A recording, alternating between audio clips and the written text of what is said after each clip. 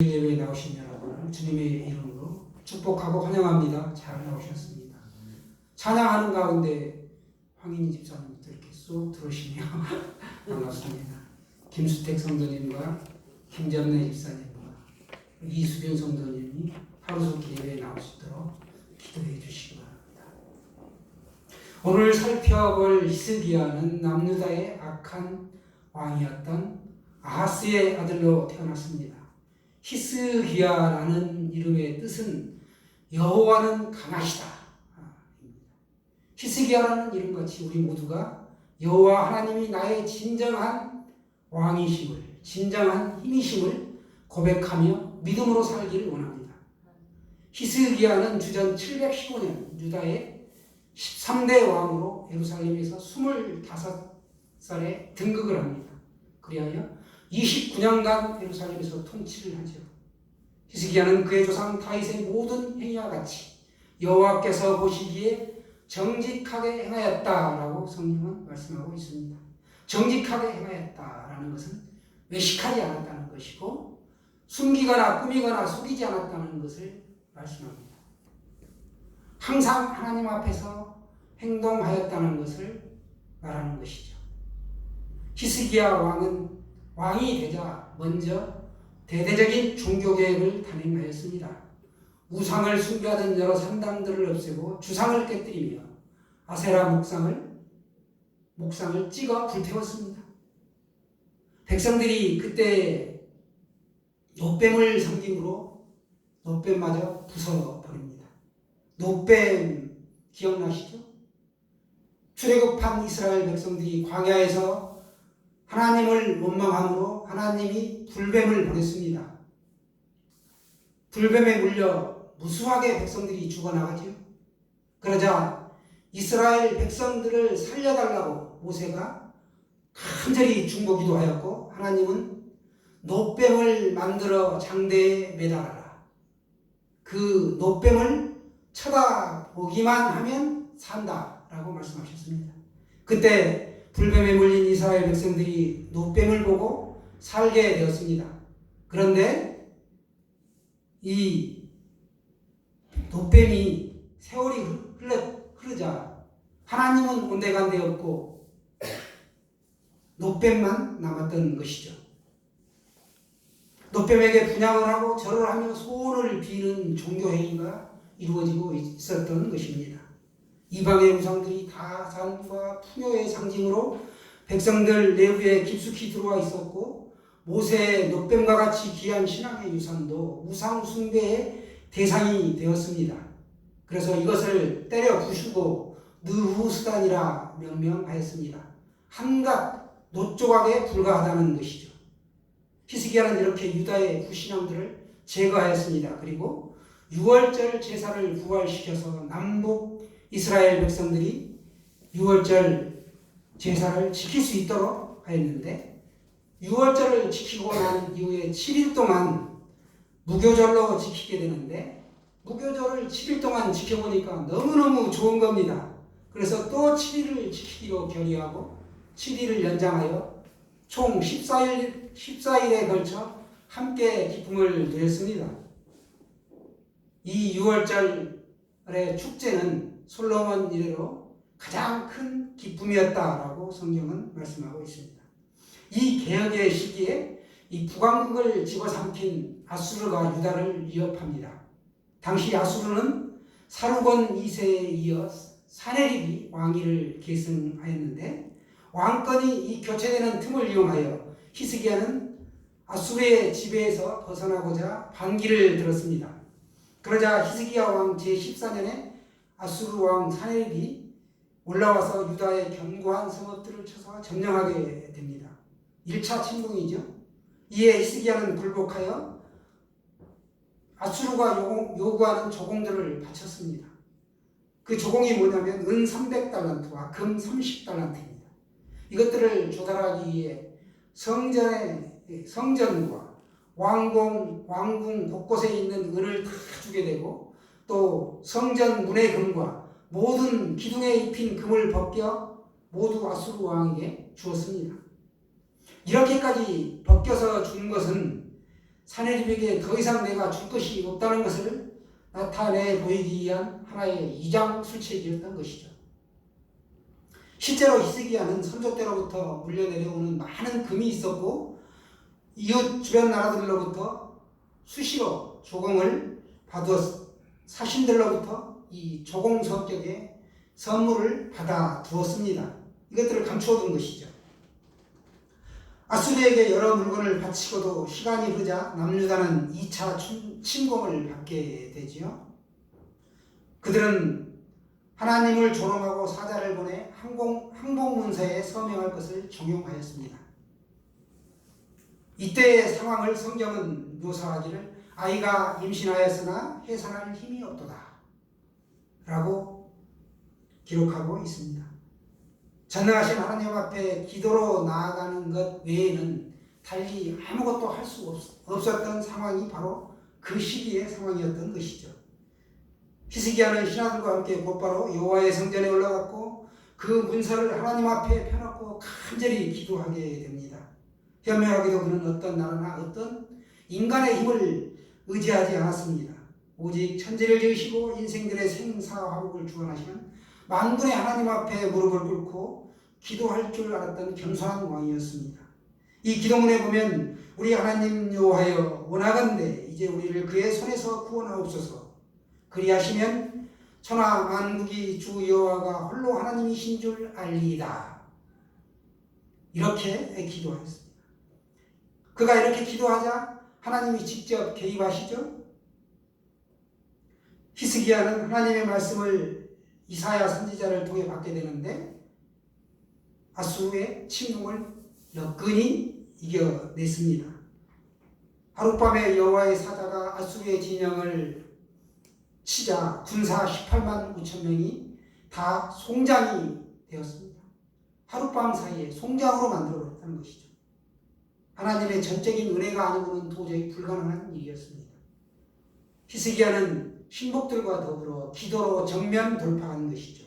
여러분, 기도가 일이고 기도가 힘이라는 것입니다. 이에 아수르의 왕 사네립은 퇴각하게 되었고 니느웨에 거주하다가 자신의 두 아들에게 독살을 당합니다. 참으로 처참하기 짝이 없는 말로를 보여준 것이죠. 칼을 든 자는 칼로 망한다는 성경의 말씀이 그대로 이루어진 것입니다. 이어 셋째 아들 에살핫돈이 왕이 되지요. 이 모든 일은 이사야를 통하여 말씀하셨던 하나님의 언약의 성취였다는 것입니다.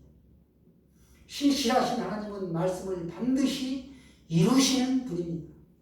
우리는 하나님을 상황에 따라 말씀을 선택하기도 합니다. 자신이 변해야 되는데 자신은 가만히 있고 말씀을 바꾸려고 하죠. 하나님의 말씀에 우리의 삶을 맞추어야 합니다. 언제나 하나님을 경외하며 하나님의 말씀을 겸허하게 받아들여야 되는 것이죠. 그 후 히스기야는 등창으로 추정되는 병에 걸려 거의 죽게 되었습니다. 등창 아시죠? 제 어린 시절에도 등창이 걸려서 고생하는 사람들은 숱하게 봤고 학교에 담임 선생님은 결석을 하면 엄청나게 혼을 냈습니다. 그런데 발치와 등창으로 인한 결석 사유에는 아주 관대하게 용서를 해주시곤 했죠. 등창은 등 쪽에 생긴 고통스러운 악성 종기를 말하죠. 공식적인 기록으로는 후배째의 견훤이 등창으로 죽었다라고 기록되어 있고 조선시대에도 문종에 이어 세종, 성종, 효종, 정조가 종기로 세상을 떠났습니다. 저도 어린 날에 종기로 무척 고생을 했고 그 상처 자국이 목 뒤에 보면 아직도 오돌토돌하게 나와 있습니다. 죽음을 눈앞에 두고 히스기야는 어떻게 합니까? 얼굴을 벽으로 향하여 여호와께 생명을 빌게 됩니다. 3절 말씀입니다. 여호와여 구하오니 내가 진실과 전심으로 주 앞에 행하며 주께서 보시기에 선하게 행한 것을 기억하옵소서 하고 히스기야가 심히 통곡하더라. 심히 통곡했다. 이 절박한 기도의 여호와의 말씀이 다시 이사야에게 임합니다. 5, 6절 말씀 우리 다 같이 한번 보시겠습니다. 5절과 6절의 말씀입니다. 시작. 너는 돌아가서 내 백성의 주권자 히스기야에게 이르기를 조상 다윗의 하나님 여호와의 말씀이니 내가 내 기도를 들었고 내 눈물을 보았노라. 내가 너를 낫게 하리니 내가 3일 만에 여호와의 성전에 올라가겠고 내가 내 날에 15년을 더할 것이며 내가 너와 이 성을 아수르 왕의 손에서 구원하고 내가 나를 위하고 또 내 종 다윗을 위하고 이 성을 보호하리라 하셨더라. 아멘. 내 기도를 들었고 내 눈물을 보았다. 여러분, 우리가 눈물로 간절히 기도하면 하나님은 들으십니다. 낫게 하겠다. 그리고 3일 만에 여호와의 성전에 다시 올라가게 하겠다. 그리고 내 날을 15년을 더하겠다. 엄청난 기도의 응답이죠. 네가 나를 위해서 이렇게 애를 쓰고 또 다윗을 위하여 또 애를 썼다.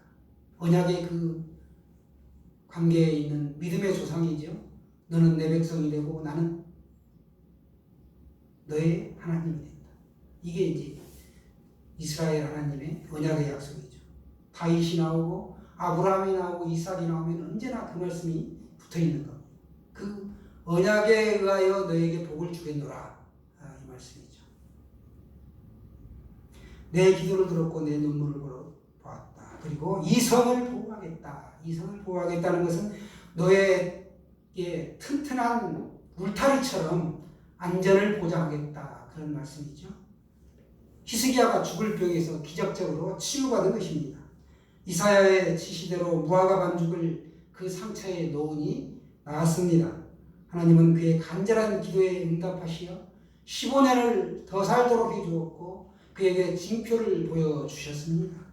아하스의 해식에 의해 나아갔던 헤브론 자를 10도 앞으로 나가는 건 당연히 우리가 있을 수 있다고 생각하기 때문에 10도 뒤로 물러나게 하셨다는 것이죠. 해시계가 360도로 이렇게 한 바퀴 돌도록 되어 있는데 10도이면 360분의 10이죠. 그러니까 약분하면 36분의 1이 되는 것이죠. 하루 24시간은 24 곱하기 60분을 하면 1440분입니다. 36분의 1 곱하기 1440분을 하면 40분이 나오죠. 그림자가 뒤로 물러가면 지구가 거꾸로 40분간 돌아간다는 계산이 나옵니다. 곧 지구가 4분 자전하여 돌아갈 때 해시계의 그림자는 1도를 움직이는 것이죠. 여호수아서 10장 12절에도 아모리 사람을 이스라엘 백성에 넘겨주시던 날에도 여호수아가 간절히 기도하지요. 그때 뭐라고 기도합니까? 태양아 너는 기본 위에 머무르라. 달아 너도 하얀 골짜기에서 그리할지어다. 이렇게 하면 태양이 거의 종일토록 속히 내려가지 않았다라고 기록하고 있습니다. 여호수아가 이 아모리와의 전투에서 하루 종일 해가 서쪽으로 넘어가지 않았고 밤이 될 시간에 밤이 되지 않아 밝은 대낮에 전투하여 승리를 하였다라고 성경의 역사적인 사실로 기록하고 있습니다. 24시간의 행적이 아모리 전투에서 기록되어 있습니다. 나머지 40분은 오늘 본문에 해시계의 그림자가 10도 뒤로 물러가게 하셨다는 이 히스기야가 치유받은 징표에서 행적을 찾아볼 수 있습니다. 천지를 창조하신 하나님께서 뭔들 못하시겠습니까?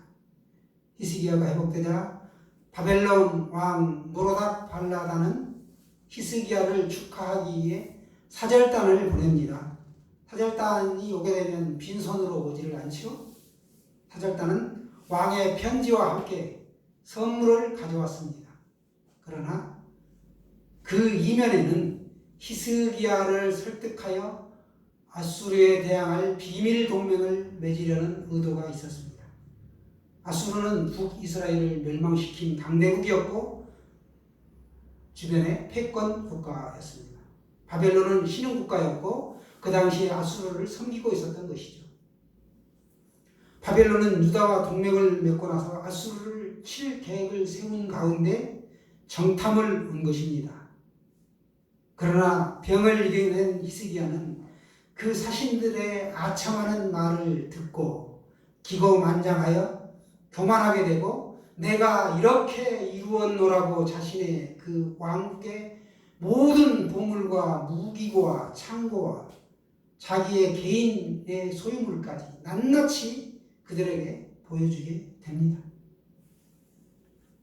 허영심이고 교만한 경솔한 행동이었습니다. 자기 업적과 자기 자랑에 취해 국가의 중대한 기밀이 다 노출된 것이죠. 정치 군사적으로 바벨론과 동맹할 만한 힘이 우리에게는 있다. 이걸 보여준 겁니다. 이것은 하나님을 전적으로 의지하지 않은 죄였습니다. 오직 여호와께만 도움을 구하고 이방 나라들을 신임해서는 안 된다는 사실을 이사야 선지자는 누누이 강조했는데 하나님은 이 교만하지 말라고 말씀을 드렸음에도 불구하고 히스기야는 그렇지 못한 것이죠. 우리가 기밀이 유출되면 상대국은 거기에 따른 방비를 하게 되고 전투하면 분명히 질 수밖에 없는 것이죠. 이 모든 그 히스기야로 하여금 교만하게 되고 사신들을 접대하는 과정에서 기밀이 노출되도록 하는 일련의 과정이 다 하나님의 시간표상에 있었던 것입니다. 교만한 히스기야를 심판한 것이죠. 하나님은 교만한 히스기야에게 이사야를 보내 유다가 바벨론의 포로가 될 것임을 선포합니다. 그리고 너의 자손들이 환관이 되고 망할 것이다. 마지막에 실제로 그런 환란이 닥칩니다. 바벨론 사절단은 돌아가서 보고 들은 바를 낱낱이 그들의 왕에게 보고하였고 바벨론 왕은 이제 애초에 계획을 바꾸어 동맹 대신에 유다를 먼저 정복하고 그 배가 된 힘을 가지고 아수르를 이제 치겠다는 원대한 계획을 세우기에 이릅니다. 히스기야는 실수한 것이죠. 어려운 일이 있을 때마다 신앙과 기도로 어려움을 극복했지만 평안할 때에 스스로를 자랑하는 교만을 이기지 못하고 이사야에게 큰 책망을 받게 되었습니다. 하나님은 겸손한 자에게 은혜를 주시고 겸손은 또 존귀의 앞잡이라는 말씀을 성경에서 말씀하고 있습니다. 그런데 그렇지 못한 것이죠. 장차 바벨론이 유다를 정복하고 보물을 빼앗아갈 것이라는 그 예언이 실현되는데 그의 뒤를 이어 왕이 된 아들 므낫세 때의 비극이 닥쳤습니다. 므낫세는 그가 생명을 연장받고 2년 뒤에 얻은 아들이죠. 타락한 왕이었습니다. 아들이 없다가 얻은 귀한 아들이었습니다. 히스기야는 아들 므낫세에게 바른 신앙을 물려주지를 못하지요. 참으로 훌륭한 부모 밑에도 못된 자식이 상당히 많은 것을 우리가 늘 보게 됩니다. 히스기야 왕은 통치 기간에 예루살렘의 터널을 파서 기온 샘의 물을 성 안에 있는 실로암 저수지로 끌어들이는 대규모 토목 공사를 했을 뿐만 아니라 예루살렘의 성벽 확장 공사를 대대적으로 시행하였습니다. 그래서 히스기야 왕 시대가 구약 시대에 있어서 가장 큰 예루살렘을 이루었습니다. 이 확장 공사의 배경은 북이스라엘이 멸망한 후에 북쪽 주민들의 상당수가 남쪽으로 이주해온 결과로 보여집니다. 히스기야의 교만에도 불구하고 그는 바른 신앙과 믿음으로 하나님을 가까이 하였고 기도로 아수르 군대를 물리쳤을 뿐만 아니라 기도하여 15년의 생명 연장을 받았습니다. 그리고 그의 나이 54세에 예루살렘 성에 장사됩니다. 나라를 바르게 통치한 성군으로 평가를 받은 왕이었습니다. 남유다 왕국을 보면 344년에 걸쳐서 총 20명의 왕이 다스리게 되는데 13번째 왕 히스기야가 가장 통치력이 탁월한 왕이었다라고 기록하고 있습니다. 사랑하는 여러분, 교만은 패망의 선봉입니다. 지름길이죠. 진정 하나님만이 나의 자랑이 되는 줄로 믿습니다. 한 주간도 우리가 믿음으로 살고 문제 해결의 열쇠인 기도로 살아가는 복된 성도 되시기를 축원합니다. 아멘.